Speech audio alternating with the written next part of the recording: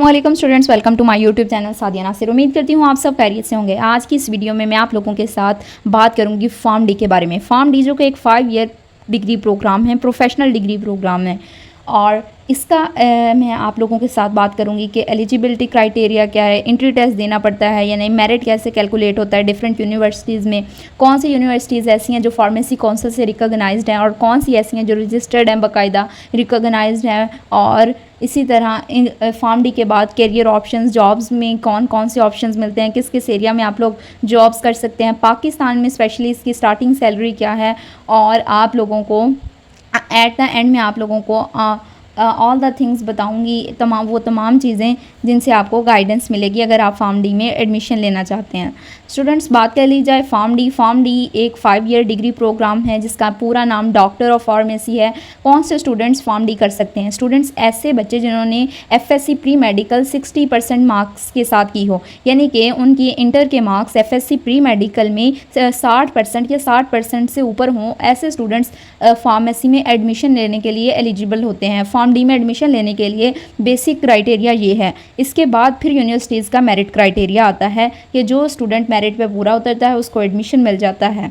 मुख्तलिफ public sector universities में pharm D का मेरिट बहुत हाई रहता है, जबकि कुछ ऐसी प्राइवेट यूनिवर्सिटीज़ हैं जो 60% वाले स्टूडेंट्स को भी एडमिशन दे देती हैं। 60% से कम एडमिशन कोई यूनिवर्सिटी अगर किसी बच्चे को दे रही है तो वो बच्चा खुद समझ जाए कि उसका एडमिशन उसको at the end pharm D की डिग्री नहीं मिलनी, क्योंकि जो फार्मेसी काउंसिल की तरफ से फार्म डी का क्राइटेरिया है वो 60% मार्क्स हैं इंटरमीडिएट के। अच्छा जी, एलिजिबिलिटी क्राइटेरिया मैं आप लोगों को बता चुकी हूँ। कुछ यूनिवर्सिटीज़ ऐसी होती हैं, फॉर एग्ज़ाम्पल जैसे MBBS के लिए MD कैट कंपलसरी है, इसी तरह वो फार्म डी के लिए भी MD कैट को कंपलसरी रखती हैं। लेकिन कुछ यूनिवर्सिटीज़ जैसे university of agriculture Faisalabad, GC university Faisalabad और ऐसी ही दीगर रीफा इंटरनेशनल यूनिवर्सिटी, टफ और बहुत सी ऐसी यूनिवर्सिटीज़ ऐसा करती हैं कि स्टूडेंट्स के लिए MD कैट कंपलसरी नहीं रखती, जस्ट अपना बेसिक एंट्री टेस्ट या सिर्फ इंटर के मार्क्स की बेस पे फार्म डी में एडमिशन के लिए एलिजिबल कर देती हैं। मेरिट कैलकुलेशन क्राइटेरिया हर यूनिवर्सिटी में डिफरेंट होता है, और इसीलिए आपने जिस यूनिवर्सिटी में एडमिशन लेना है उस यूनिवर्सिटी का नेम सर्च करें, यूट्यूब पे बेशक कर लें, गूगल पे कर लें, तो आप लोगों को पता चल जाएगा कि आया वो MD कैट की बिना पर एडमिशन हो रहे हैं उस यूनिवर्सिटी में, FSC की बेस पे हो रहे हैं, या उस यूनिवर्सिटी का अपना कोई एंट्री टेस्ट है। Pharm D 5 year degree program है। इसके बाद आप मतलब स्टडी क्या इसमें बेसिकली आप लोगों को करना पड़ता है। पहले सालों में आप pharmaceutical chemistry, pharmacology, pharmaceutics, physiology और एनाटमी पढ़ते हैं। आखिरी ईयर्स में हॉस्पिटल ट्रेनिंग होती है, मतलब जिस फील्ड में आपने स्पेसिफिकेशन करनी हो, क्लिनिकल फार्मेसी प्रैक्टिस और रिसर्च प्रोजेक्ट्स वगैरह होते हैं। अब अगर करियर या जो आप प्रोनाउंस कर लें करियर ऑप्शंस या जॉब्स देखें, तो फार्म डी करने के बाद आप लोग मतलब एक आप लोगों के पास गोल्डन अपॉर्चुनिटी होती है कि आप अब्रॉड जाएं। अब्रॉड में जो मतलब मैं इंशाल्लाह नेक्स्ट अब बात भी करते हैं कि स्टार्टिंग सैलरी अब्रॉड में क्या है, पाकिस्तान में क्या है। तो सबसे पहले जॉब्स वगैरह का देख लें, तो फार्म डी करने के बाद आप हॉस्पिटल में as a clinical pharmacist job कर सकते हैं। कम्युनिटी फार्मेसीज यानी कि अपनी फार्मेसी शॉप खोल सकते हैं। फार्मेसी शॉप खोल के आपके पास बाकायदा अपना लाइसेंस होता है। अब जो लोग लाइसेंस किराए पर देते हैं, ये करना जुर्म है, ऐसा मत कीजिए।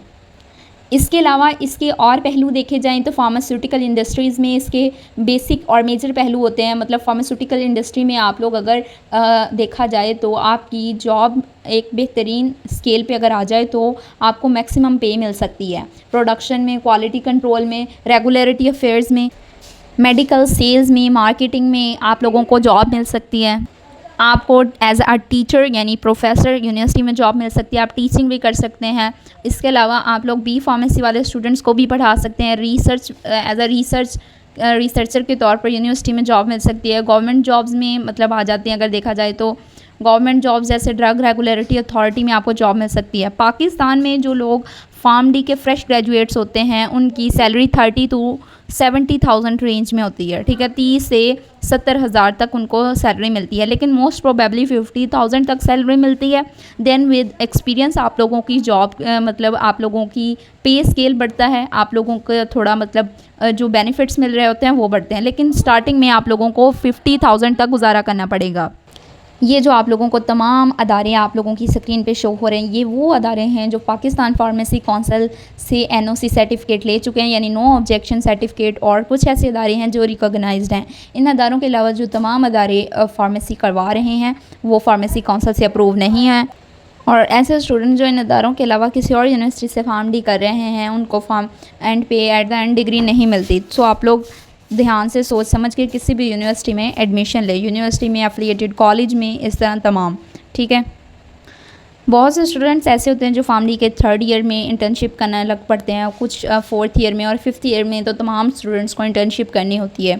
लेकिन इंटर्नशिप ऐसा होता है कि अक्सर आप लोगों को जिस अदारे में आप लोग इंटर्नशिप कर रहे हैं पे करना पड़ता है। अक्सर बहुत रेयर केसेस में ऐसा होता है कि वो अदारा आपको पे करता है, मतलब मंथली 20 to 25 के या 15 to 20 के आप लोगों को पे करते हैं, क्योंकि आप लोग इंटर्नशिप कर रहे होते हैं। इंटर्नशिप आपकी डिग्री में एज एक्सपीरियंस काउंट किया जाता है, आपकी सीवी को अच्छा बनाता है। सो अगर आप लोग फार्म डी को एज अ करियर चूज़ करना चाहते हैं तो एक ये अच्छी डिग्री है, बेहतरीन डिग्री है। अब्रॉड में इसकी स्टार्टिंग सैलरी 4 लाख है, फ्रेश ग्रेजुएट्स की 3 to 4 लाख स्टार्टिंग है।